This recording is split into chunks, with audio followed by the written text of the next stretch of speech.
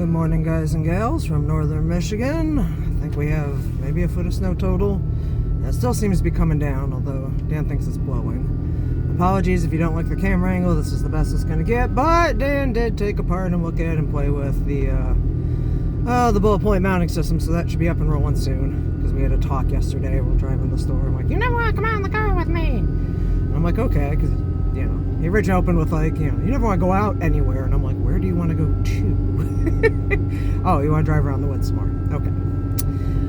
And I did get myself a selfie stick and stuff, but I didn't realize when I was about to go take it out yesterday that I had to, like, charge it and stuff. Because I'm dumb. Anyway, here's the cows. I don't know if you'll be able to see them on your side of the screen, but that's the canyon that I gotta drive up out of every morning. Usually I don't take it that close, because I'm a little paranoid about where people know my house is.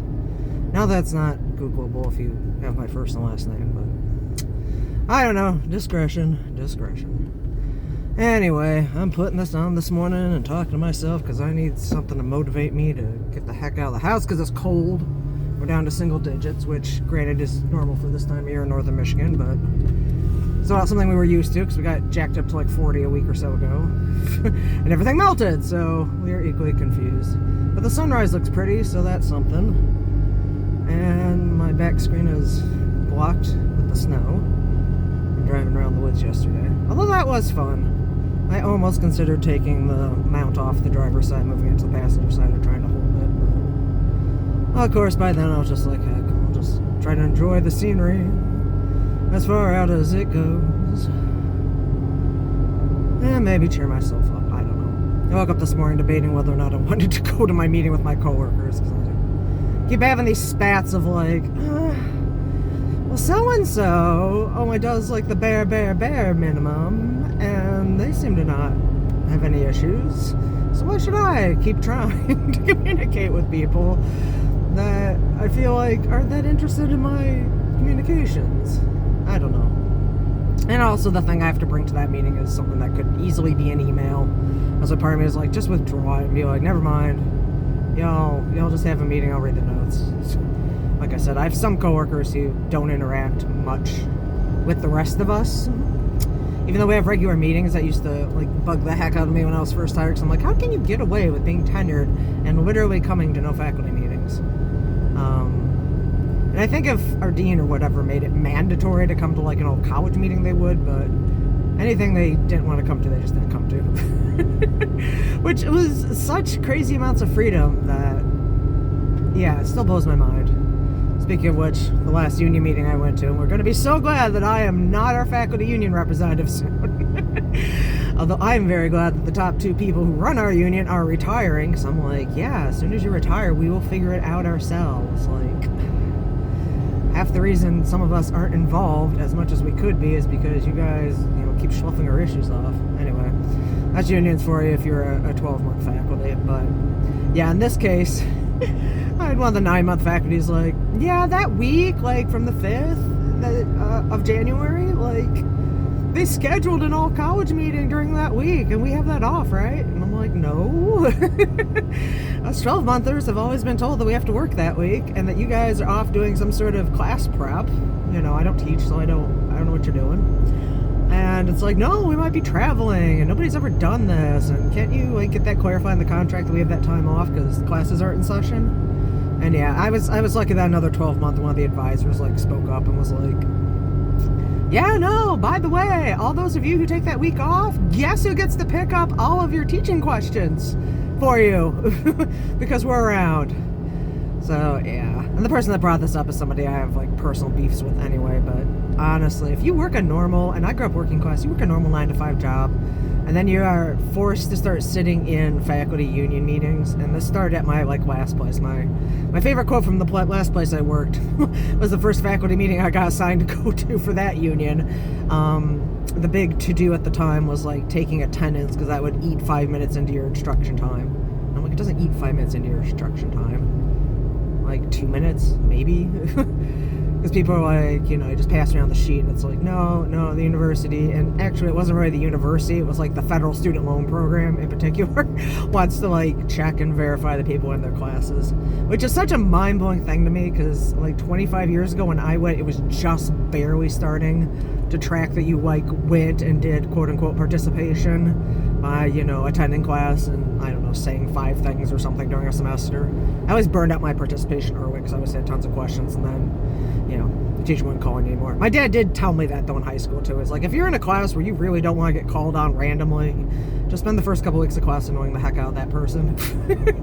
And then they won't ever call you again. You'll be their, like, personal blind spot of, like, oh, gosh, what are they going to say? Or, as my teachers used to dread, oh, gosh, what weird ADHD connection has she made in her brain that I can't understand? Like, I remember explaining once to my European history teacher about, like, 2 concepts that were 6 degrees not related to each other, but I got there because he was like, really, explain to me how you got from A to B. And he's like, okay then. But that's fine. Anyway, most of the time my coworkers and I get along fine. They're just times when I'm snitty, and I'm just like, nah, I don't feel like playing along. Plus, it's the last 8 weeks before we get a new boss, so why not play along? Now is the time to do it. That sounds awful. Okay, good. I don't have a whole bunch of people behind me while I'm going through the curves. I hate having people behind me when I drive. It makes me so anxious. And I don't know why it makes me anxious. It just does. Ugh. Anyway, I think we fixed the page remote problem I've been wrestling with forever. My floors have not got fixed. We have not attempted to work on the floors that the drunk installed and didn't finish. Trying to pep talk myself into trying to reach out to them to get their tools, with or without money. They said they'd offer me a refund, and the usual things happen. People get ghosted. Oh, yeah. So yeah, that's hopefully done. One thing down, and then get another thing popped on top of you. That's ended up making me crack a little bit last week, but that's just life. Life in IT. Fix one thing, start another thing. Fix one thing, start another thing. It's kind of funny because one of our vendors, because our IT people aren't responding quickly enough to me going, they sent us this info. Can you confirm that this is what is going on at the network level?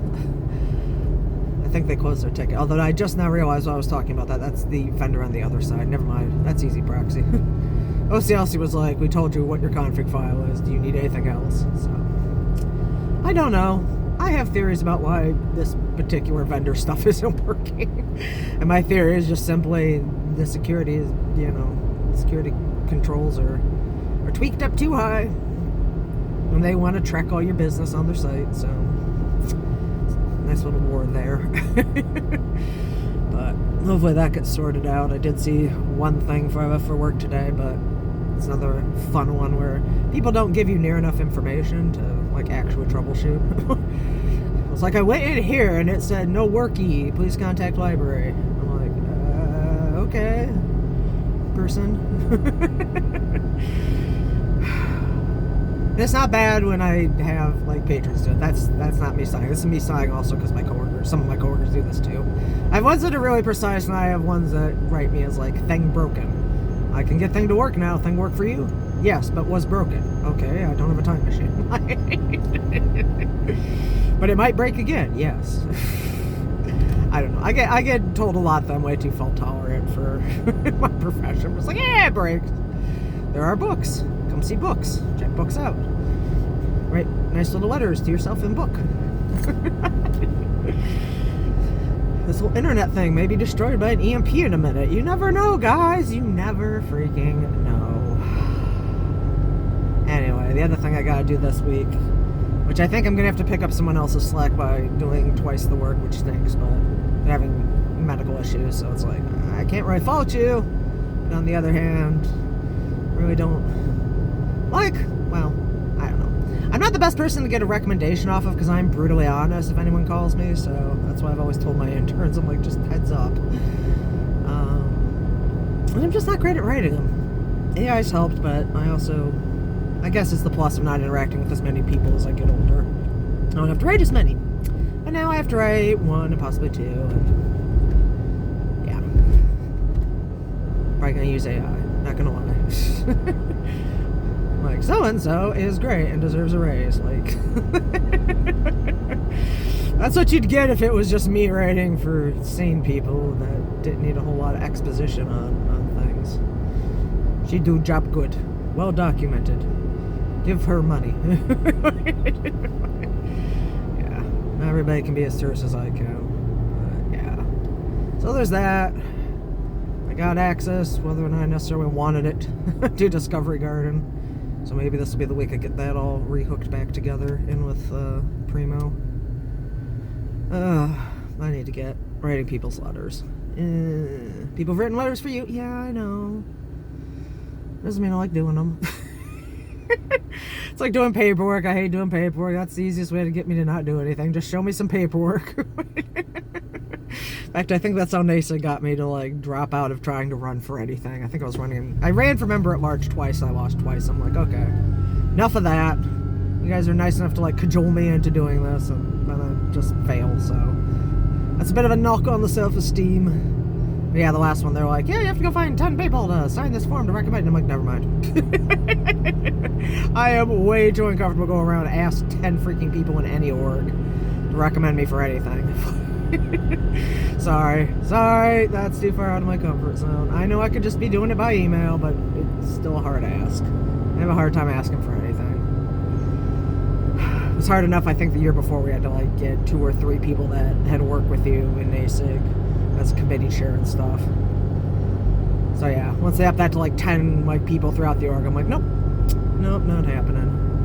Which kind of stinks because they're the only org I think that I still really like and I'm still part of, but I don't know. They keep shooting down my presentation ideas.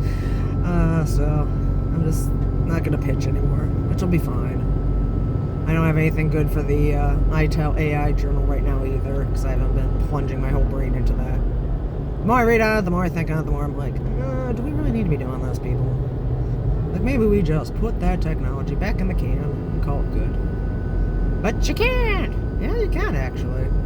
Mankind's rejected a lot of technologies that it doesn't like, so don't say we can't reject this one. Anyway, we're hitting the town, so you can see where I live, work, exist. Maybe we'll cut it off before then, but I didn't hit the stop back there, so that's on me. Actually, I kind of like looking at my building from this direction. The only downside of living west of town, though, is you know, like living west of anywhere.